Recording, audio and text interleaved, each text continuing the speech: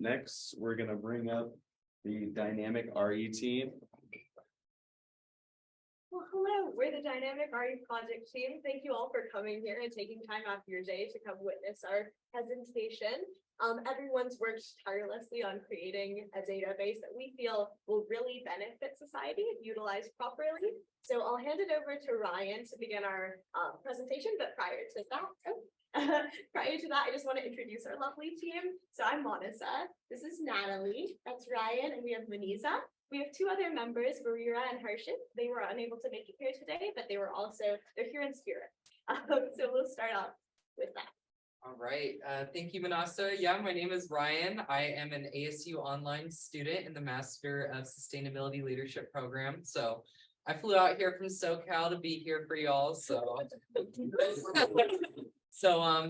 yeah, we'll get into the deliverables for our project. So the Dynamic RE project is with Dynamic RE, which is a startup real estate company focused on the intersection of sustainability and real estate. And our project is building upon an existing database that the previous group of Solutioneers from last semester began. So yeah, like I said, we're expanding this database. It spans from San Diego, California, all the way to New Haven, Connecticut. So with this project, we're compiling different rebates and incentives that homeowners or developers can take advantage of in transitioning their homes to be a little bit more sustainable. So some of the different areas are with waste management. So we found a lot of resources with like free mulch that municipalities were offering to residents. And then energy efficiency. So a lot of these would have to do with lighting or solar to, cut down on energy and reduce those carbon emissions in homes. And then with housing and appliances, this related to things like water heaters or using electric stoves instead of gas stoves, all of which would cut down on CO2 emissions. And then we had a lot for water consumption. So this had a lot to do with like turf replacement or, getting like a water collection tank in your backyard. I saw some municipalities offering that for free for certain residents. So that's really awesome in drought scarce areas. And then community engagement was one of the largest parts of our project because we are doing this so homeowners or developers, like I said, can take advantage of these rebates and make sustainability a little bit more affordable to them. Next slide. All right, so to find these different rebates and incentives, we had two different ways of researching. So our primary method of research was to reach out to different municipalities, governments, and utility companies who were offering these different rebates to get a little bit more of an understanding of what the rebate is and how the homeowners or developers could take advantage of these rebates. And our secondary means of research was through broad online searches. So going to these utility companies or governments' websites and just seeing, what the different rebates that they have are. All right, next slide. And so our vision for this project is to bridge the gap between sustainability and real estate. So real estate accounts for more than 30% of global emissions, and it's valued at over trillions of dollars globally. So real estate is huge, and if we can make it a little bit more sustainable, that is so important. And with Dynamic RE and this database, it makes it more individual. We all have to take actions to lower our carbon footprint. And with the database, homeowners can see, hey, I live in San Diego, and there's this rebate for LED lights, and then they're cutting back on their energy a little bit. So next slide. And our mission. So how did we work to solve our deliverables and reach our vision for this project? So like I said, we have this database that we're trying to put together. So each of us were assigned 3 to 4 cities throughout the United States. And we aim to find at least 10 resources per city that we were assigned to. And so we wanted to find these rebates from 2 different sources. Not all of them from one utility company or one government. So yeah, and then with our primary research of reaching out to the different utility companies or different governments, we wanted to get around 5 interviews for each of them. Okay, next slide. Okay, so I want to outline some key definitions here. Ryan already alluded to most of them. but our users, so who can actually utilize the information that we're providing. This genuinely, hopefully this showcases that genuinely anyone could tap into these resources, right? If you own a home, if you're renting a home, if you live within a home, if you're trying to invest in real estate, or if you fall into any of these categories, you're going to be able to utilize the database that we've created. And I think this really helps to notice that, you know, sustainability initiatives can start with you. You don't need to defer responsibility to these large institutions that are making really poor decisions ecologically, because we have the capability to still make pretty impactful changes at an individual level. Thank you for the next slide, please. Thank you. So resources. So the predominant resource that we relied upon were rebates. So those are a type of monetary incentive. So if you rely upon a sustainable initiative, whether it be a program, a tool, a company, or an incentive, you can benefit from that monetarily. So you can get a certain sum if you switch to solar, things like that. So if you give it the next slide, thank you. So an infographic. So we created an infographic, but I just took a few slides that we thought would best show the monetary thresholds. So here we can see the key headings that we talked about just now. So users and resources and initiatives that we targeted. So these are a few cities that we focused on unveiling data from. So you can see you can save anywhere from $400 to $10,000 in savings. So that's a big monetary leap. And I think this is important to note, because when you're trying to buy a house or you're in the market in real estate, it's a very expensive endeavor, right? It's not something that everyone can afford. So just knowing that you can make a change environmentally and benefit monetarily is like a big thing. I feel like that's going to be beneficial to anyone who's in the market for housing right now. So if we go to the next slide. So this is once again just showing some of the stats and showing the next set of municipalities that we targeted. Next slide, please. Thank you. So our key performance indicators, we also outlined these briefly before, but our goal was to conduct both primary and secondary research. So we reached out via interviews to utility companies, and we also did like a broad internet search to find out any sustainable resources and rebates that they were providing. And so we had our initial goal as compiling at least 5 resources from each of these sectors. But we ended up actually meeting our overestimate for secondary research, which was a big success. So we got to at least 10 resources per city, which was very nice. As for the interview responses, sadly, we were unable to reach that overestimate, but we still reached the minimal line. So I think that's a big success as well. So I'll hand it over to Natalie for sustainable. So our project aimed to work towards some of the sustainable development goals that were set in place by the United Nations. And these goals include goal number 6, clean water and sanitation, goal number 7, affordable and clean energy, goal number 11, sustainable cities and communities, goal number 12, responsible consumption and production, and goal 13, climate actions. And all of these goals work towards conservation and efficiency overall. All right, our group learned a lot of lessons along the way. So currently there are many sustainable opportunities for homeowners to take advantage of, but there's currently not enough knowledge or awareness around these rebates. And then our team faced some setbacks in collaboration. There was poor responsiveness to communication efforts at some points and a lack of familiarity with the program since many of us are new. And we were easily able to overcome these obstacles by, reaching out to our GreenLight mentors and getting that feedback. And this was a good lesson in group efforts for sure. We also faced some setbacks while researching. So there was a limited amount of sustainable real estate resources and rebates in each city. When we hit a wall in our research for each city, we would look to state rebates for homeowners in that city, and we could still take advantage of those as well. Also, some cities offered certain things like rebates for low-income families, while others did not at all. And we thought that it was important to take notice of this while compiling information for the Dynamic RE website. It is vital that we recognize equity and justice issues when thinking about sustainability. All right.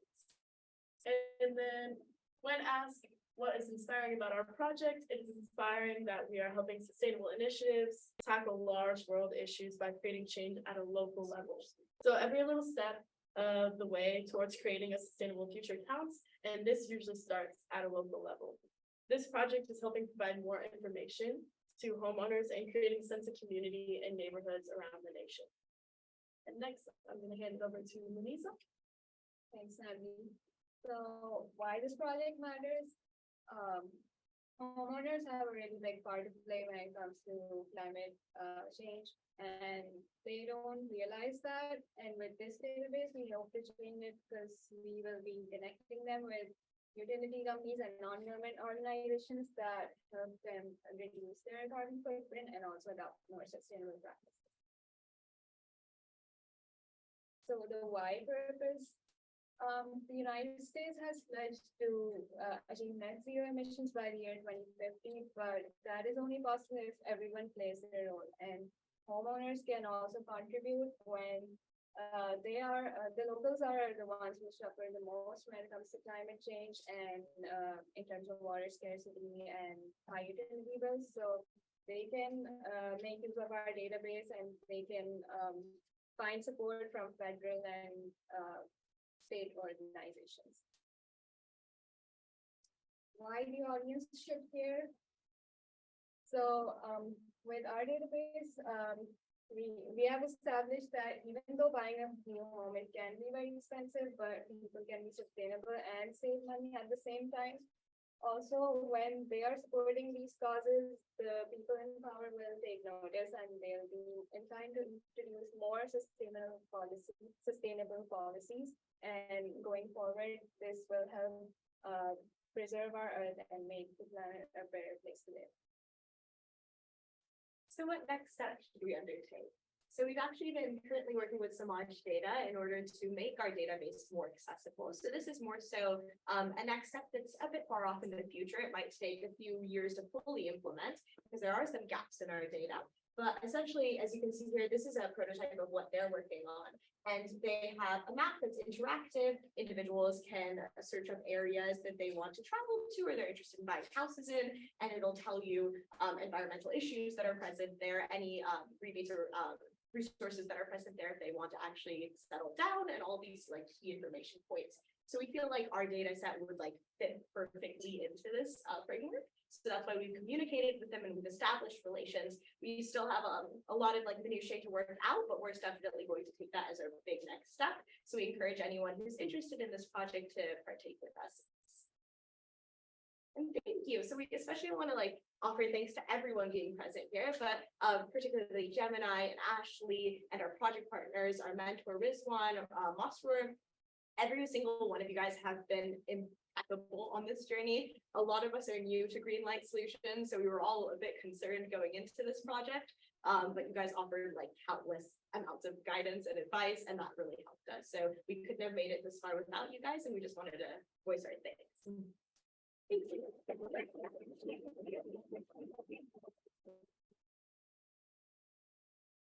Okay, I'd like to open it up for questions. Anybody have any? Yes.